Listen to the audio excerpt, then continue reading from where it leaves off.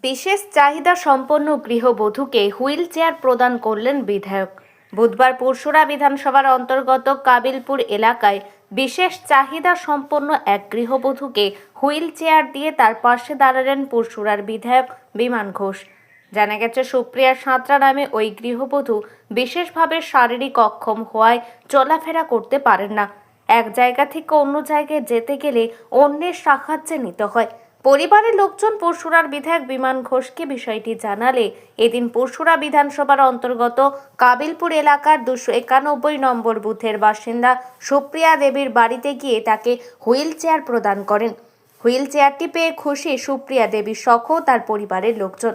এতে তার চলাফেরার বেশ কিছুটা সুরাহা হবে বলে জানান তিনি। ভালো। তো করছেন? আমি দাঁড়াতে চলতে পারিনি, কিছু কাজ করতেও পারিনি, নিজে সোজা দাঁড়াতেও পারিনি। আমার একটা মেয়ে চাষবাসের কাজ করে। হ্যাঁ। আপনার নাম দিদি? আমার নাম সুপ্রিয়া সাঁতরা। এই জায়গাটা কি নাম? এইটা কাবিলপুর।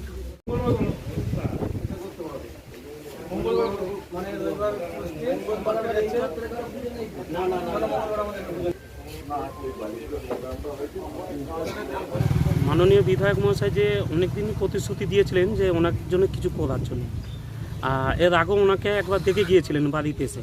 আজকে এই হুইল চেয়ারটা দিয়ে গেছে, ওনার সুবিধার জন্য মানে প্রতি মাসেই ওনাকে ডাক্তারখানায় নিয়ে যেতে হয়। উনি কি অসুস্থতায় ভুগছেন? উনি মানে চলতে পারছেন না, কোনো দাঁড়াতে পারছেন না, হাঁটতে পারছেন না, এটাই ওনার সমস্যা। মানে কোথাও বলতে পারছেন না, কোথাও যা করতে খুবই সমস্যা হতো। মাননীয় বিধায়ক এটা দিয়ে খুব উপকার হয়েছে। তো যিনি হাতছাদা, আপনার নাম? জয়ন্ত সত্য। আপনার কে হয়? ভাইজি হয়। এই জায়গাটা কি নাম? কাবিলপুর।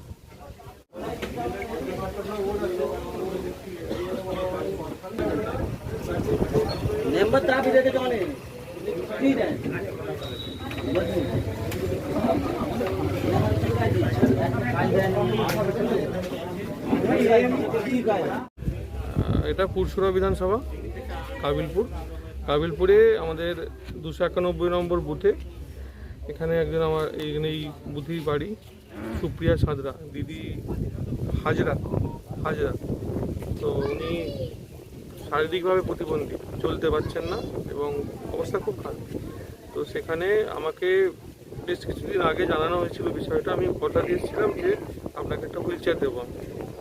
তো আজকে এসেছিলাম, কাল নিজের উদ্যোগে একটা হুইল চেয়ারের ব্যবস্থা করে নিয়ে এসেছি, ওনাকে দিলাম আজকে ওনার সুবিধার জন্য, যাতে উনি চলতে পারেন না, চেয়ারের মাধ্যমে উনি চলতে পারেন এবং ওনার সুবিধা।